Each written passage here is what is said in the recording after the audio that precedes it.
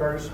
Hey, guys, found yourselves down 7 there at halftime, and we know the second halves at times have started slow for you guys this season, which came out on an 18-1 run. Just what was the message at halftime, and then how key was that stretch at the start of the second half? We knew we got into a little foul trouble in the first half. Me and Jay Will ourselves, we got to be more disciplined with that. But just coming out with a little more energy in the second half, just trying to get some stops and just push the ball in transition. Yeah, basically what JD said, one of our problems throughout the season was getting off to a slow start in the second half. So we made sure we came out in the second half with a great energy, great transition, great defense. So we just wanted to make sure that we got a run going early. What was it like having Eric Musselman back? And I know he's been in practice. Did you guys expect him back? Or kind of how was he during the game? Did he seem to have his usual energy, or was he kind of struggling? Or what was it like having him back? It was good having Coach back. Of course, having that great of a mind on the bench or on the sideline with us is always going to be a plus. Of course, he was at practice, so we knew that he was going to coach the game. And, of course, he didn't have the same energy as normal, but he was still the same old Coach Musselman. What do you think, JD? Same thing Jaylin said. He was just coach. He have as much energy as he usually have, but that with his injury. But he was still Coach Musk coaching us and giving us good energy. I don't know if you guys realize this. The team didn't hit a three for the first time in like over 30 years, I think. And the fans were yelling three at the end. You guys had a safe lead. Did you know you didn't have a three? Did you think about, checking one up just to try to keep it going? Nah, we just wanted to play the game and just do what we do and stick to the game plan, which was attack the rim. And if the threes fall, they fall. But if not, our identity is getting in the paint and finishing in the paint. You ever thought of that? Yeah. I mean, it happens, I guess, but we just played hard, went to the paint. We drew a lot of fouls. I think we were in the bonus from the 12-minute mark in the first half. So we just drove a lot and picked up a lot of fouls in the paint. Scotty? Jaylin, I know you're a team guy, and stats aren't always like at the forefront of your mind, but what do you kind of make of the run that you're on, rebounding, scoring the ball, and just kind of what's key to that? And JD, what have you thought of Jaylin's play lately? When Jaylin is more aggressive like he has been, it just makes us harder to guard because he's shooting free throws. He right there at the rim finishing. He could play make, so I mean it just make him more dynamic and make our team more dynamic. Yeah, I mean, I guess I'm just getting opportunities now.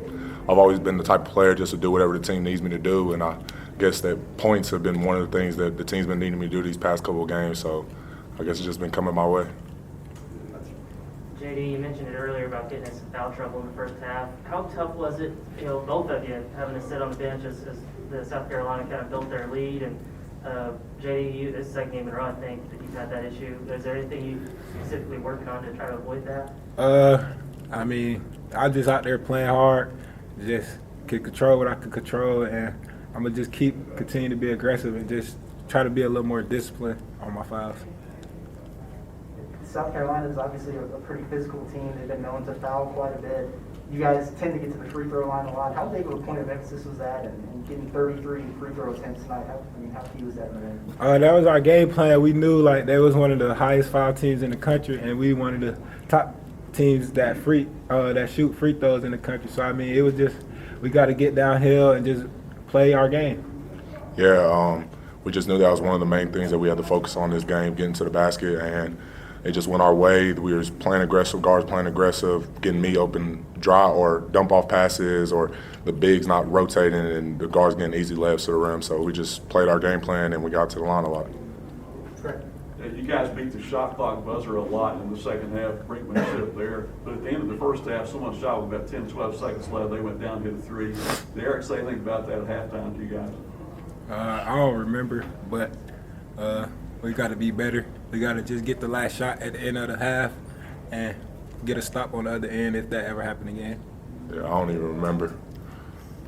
Scotty, just for both guys, do y'all feel like Audis is starting to get back to the level of activity and energy that maybe he was playing with early in the year? Maybe especially cutting in the offensive glass. Yeah, I feel that he's been getting better. We've been having a point of emphasis of DC running harder, just getting out, getting 8 to 10 points off just layups, just because he's running hard in transition. Yeah, Deese is one of those players, like Coach Muss always says, we never drop a play for him. He just always ends up in the right spot just because he plays so hard. And one of the best things about Deese's game is that he can get out in transition and run and finish those tough layups. So when Deese is playing hard, playing great defense, he's going to have great games. One about Eric, he was supposed to miss a minimum of 2 games, at least 2 games. And he missed 1. I mean, what do you think that week? Are you guys surprised he came back so fast? And just what do you think about that?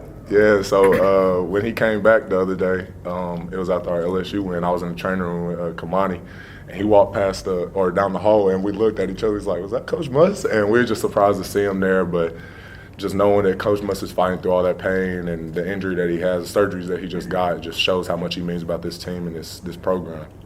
You got a thought on that? Like what Jaylin said. Was that Monday or what day was that? Or something? Sunday, yes. Yeah, Sunday. And I kind of followed up on what Andrew said. You guys are down 7.5. You could only play a combined 17 minutes. Not a coincidence, obviously, that you're down when you guys are on the bench. Well, what were you? How frustrating was that? And did you sort of tell yourselves, okay, we're gonna? And you both played with foul trouble, didn't foul out in the second half. Kind of, what was the feeling of having to watch, and then what y'all did in the second half? Yeah, it was super frustrating knowing that we both wanted to be out on the court to help our team to get this win, of course. But going into halftime, going in the locker room, me and JD said to each other, like, we got to play smart, we got to play disciplined to make sure we stay out on the court. And coming out in the second half, we had to make sure that we didn't get no dumb fouls, and we just made sure that we stayed on the court. Hey, one more if that's okay. You guys won 3 in a row now, so you're on a pretty good run. You got another home game coming up Saturday, a revenge shot against the Aggies. Just how do you feel about where you guys are? And you're on a bit of a roll now, obviously, going the right way. I feel like it's a great opportunity just to keep rolling.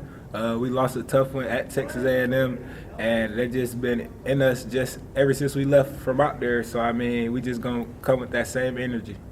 Yeah, I feel like we're getting better as a team every single game. We're learning more about each other, building chemistry every game, just getting better on the defensive side of the ball and the offensive side of the ball. So I'm ready to play them. All right, thanks, guys. Sir. What are you asking?